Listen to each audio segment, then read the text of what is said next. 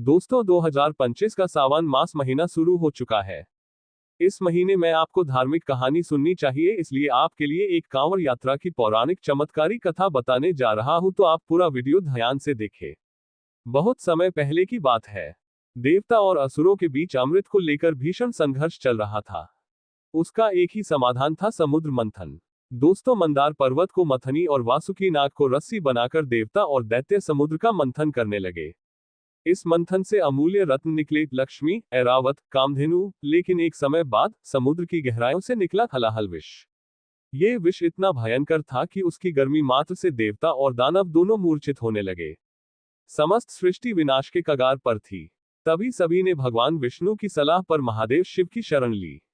शिव ने संहारक हलाहल विष को अपनी हथेली में लिया और बिना एक क्षण गंवाए उसे पी गए। उनकी गर्दन से नीचे विष ना उतर सके, इसलिए उन्होंने उसे कंठ में ही रोक लिया। तभी से वे कहलाए नीलकंठ महादेव। लेकिन इस विष की ज्वाला इतनी तीव्र थी कि स्वयं शिव का शरीर भी तपने लगा। सारे लोग कांप उठे। देवताओं ने जल चढ़ाकर शिव को शांत करने का उपाय खोजा। शिव के तपते शरीर को शांत करने के लिए देवताओं ने गंगा जी से प्रार्थना की। गंगा ने अपने जल की कुछ बूंदें शिव पर अर्पित की। धीरे धीरे शिव का ताप कम होने लगा। तभी से मान्यता बनी, शिव को जल अर्पण करने से वे प्रसन्न होते हैं और भक्तों के सभी कष्ट हर लेते हैं।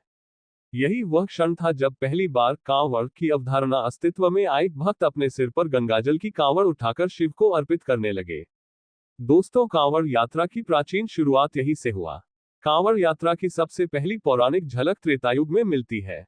भगवान राम स्वयं गंगाजल की कांवड़ उठाकर कैलाश पर्वत गए थे और महादेव को जल चढ़ाया था। उनके बाद रावण ने भी महादेव की आराधना के लिए हिमालय से गंगाजल लेकर कांवड़ यात्रा की थी। पुराणों में कहा गया है कि जो भक्त सावन के महीने में गंगा का पवित्र जल लाकर भगवान शिव पर चढ़ाता है, उसके सारे पाप नष्ट हो जाते हैं। रावण और शिवलिंग की रहस्यमयी कथा भी है। एक बार रावण ने शिवजी को लंका ले जाने की इच्छा की। उसने हिमालय में वर्षों तक तपस्या की और शिवजी को प्रसन्न किया।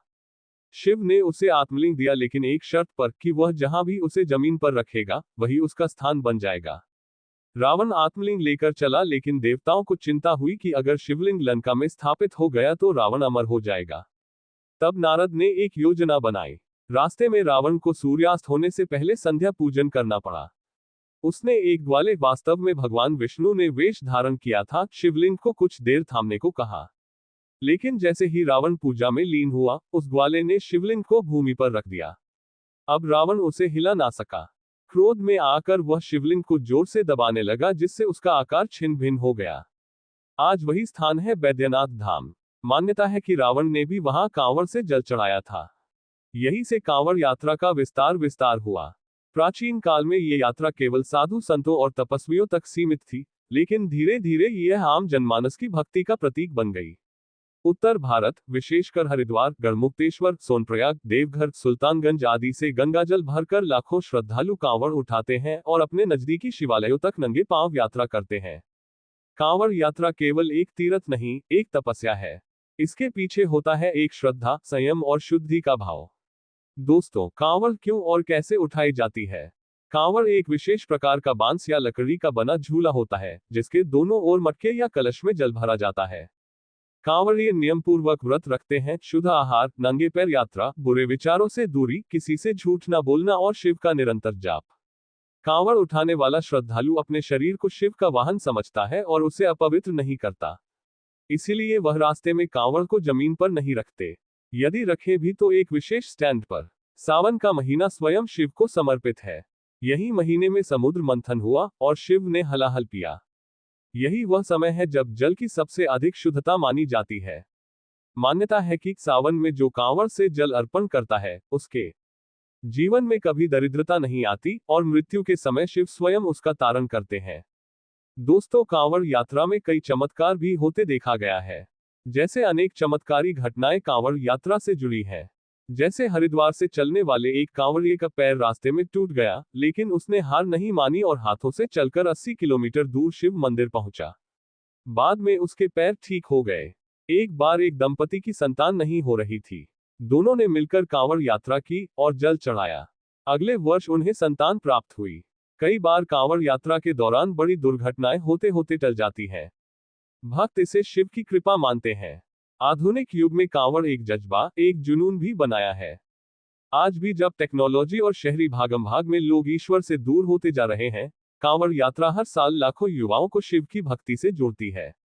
वो ढोल नगाड़ों की गूंज, बोल बम के नारों की आवाज, हजारों किलोमीटर पैदल चलने की तपस्या और अंत में शिवलिंग पर जल चढ़ाने की अनुभूति, यह सब किसी चमत्कार से कम नहीं है। कई जगहों पर प्रशासन लाखों कांवड़ियों की सेवा के लिए 24 घंटे लगे रहते हैं और भंडारे, मेडिकल, विश्राम, सुरक्षा सब कुछ होता है। लेकिन भक्तों की भक्ति में कोई कमी नहीं आती। जब कांवड़िया अंतिम दिन जल लेकर शिवलिंग के सामने खड़ा होता है, तो वह केवल जल नहीं अर्पित करता, वह अपने पाप, दुख, अहंकार, ईर्ष्या और मोह को भी शिव को समर्पित करता है। कहा जाता है, जो नीलकंठ को जल देता है, नीलकंठ उसे जीवन का अमृत देता है। दोस्तों, यही कांवड़ यात्रा का सार है, त्याग, तपस्या और त्रिपुंड के देव से आत्मा का मिलन। दोस्तों, ये कहानी अच्छी लगी है तो वीडियो को लाइक करें और शेयर करें। दोस्तों, हमारे चैनल को सब्सक्राइब जरूर करें। धन्यवाद।